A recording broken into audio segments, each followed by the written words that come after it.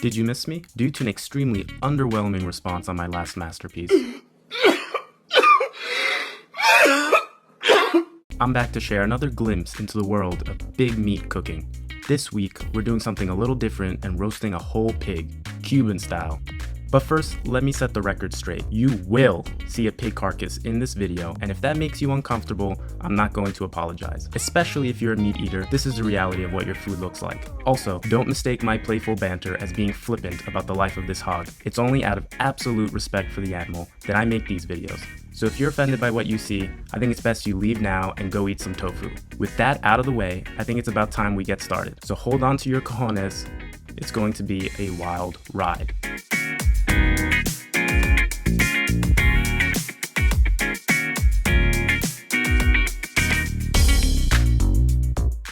The first step in any pig roast is to call up your local butcher and have him prep a good-sized hog. Ours is about 30 pounds, and make sure she gets butterflied. At this point, we should name her. Let's go with habeas corpus, or Habs for short. 24 hours out from the cook, we're going to start by prepping our injection marinade. The star of the show here is this naranja agria, translated to bitter orange. It's an essential ingredient for the Cuban-inspired mojo sauce we're mixing here. Combining everything in a food processor, we have to make sure everything is liquefied.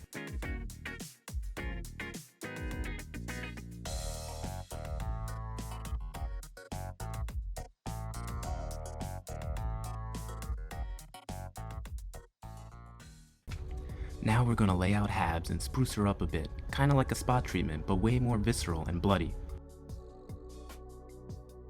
Starting with a generous coating of salt to her underside, we're then going to grab the kind of needle found in your night terrors.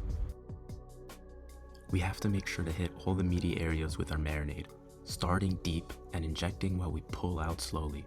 There's a dirty joke there to be had. This one's for you, Richie. Comment down below what it is. And people, please, this is the only type of recreational injecting you should be indulging in. With that done, we're gonna flip her over and we're gonna hit her from the back.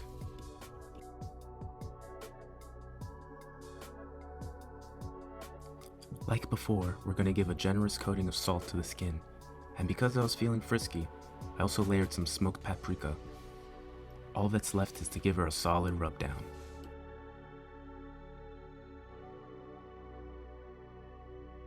Now it's time to let Habs soak up all of those flavors and rest overnight with some ice. Off camera, I gave her a little goodnight kiss, but decided not to show it here. This is the internet and I don't want to be accused of bestiality.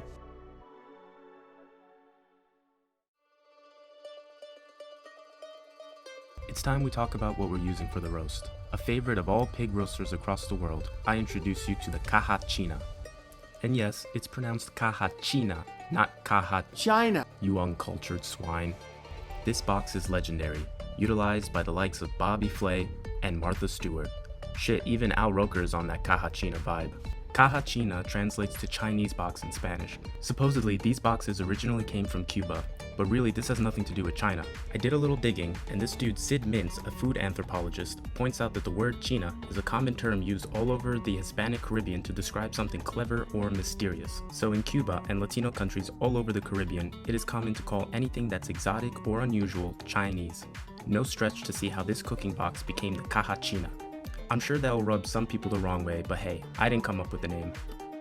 It's time to wake Habs up from her slumber and send her off for good. Starting belly up, we pin her down with some grates and cover the box. What's cool about this setup is that the heat source is on top, radiating downwards to warm up the box. We're using the one and only Royal Oak. This stuff gets pretty hot, so you need to be careful. Since I'm using the whole bag to start, I don't need to be neat about opening it. I'm going to form a nice pile of charcoal and getting them going before I evenly distribute along the top. Usually, I'd advise against using lighter fluid on a barbecue. But in this case, the pig isn't getting exposed to the heat source directly, so go ahead and have some fun pissing on the fire, you pyromaniac. Once the coals start looking like they were handled by a 1980s Miami drug dealer, it's time to spread them evenly.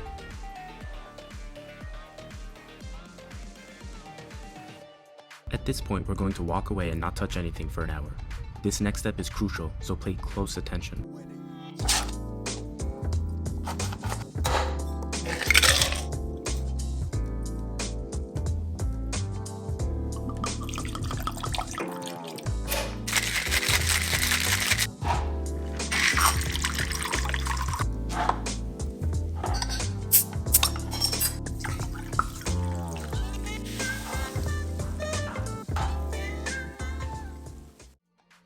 Alright, an hour has passed, so we're gonna add another 9 pounds to the coal bed, spread them out, and wait another hour. Once that time has passed, we're gonna flip halves over and it's already looking amazing. What we're doing now is scoring the skin before we cover back up for another 15-20 minutes. This is gonna develop that coveted crispy skin we're looking for. And now, after enduring my insufferable quips, it's the moment you have all been waiting for.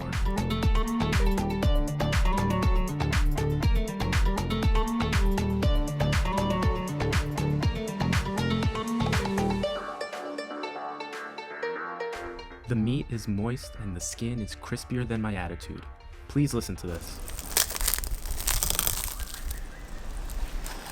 This is what good sounds like. Something tells me it's a little too late for those shades, Habs. But do you? Also, take a look at them cheeks. I hope you all get to experience this one day. There's nothing left but to hack her down and serve it up.